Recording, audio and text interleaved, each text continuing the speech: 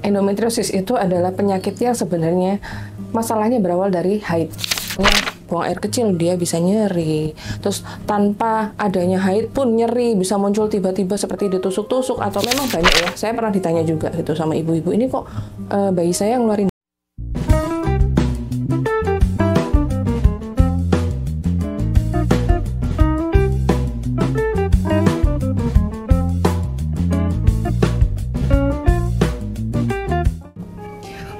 Endometriosis sendiri dok, apakah ada stadium-stadiumnya dokter? Ada sebenarnya. Oh iya.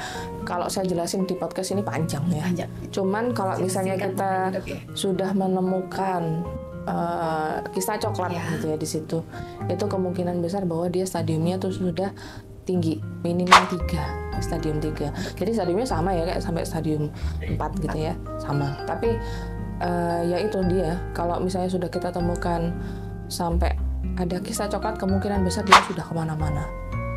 Dan biasanya lengket ke jaringan sekitarnya, lengket ke usus, lengket ke jaringan rektum gitu ya. Makanya sering kali ada yang nyeri gitu ya pada saat BAB, pas berhubungan juga nyeri gitu.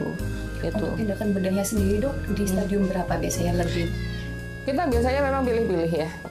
Kita kapan sih melakukan tindakan bedah? Nggak semuanya memang. Jadi pertama yang kalau misalnya sudah nyeri banget tuh, baru kita lakukan pembedahan.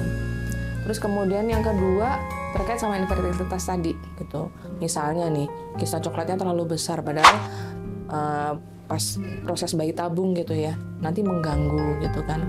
Jadi kalau misalnya terlalu besar untuk pengambilan ovum pick up atau ngambil sel telurnya yang di indung telur itu, makanya kita harus drainase gitu. Nah itu salah satunya tindakannya.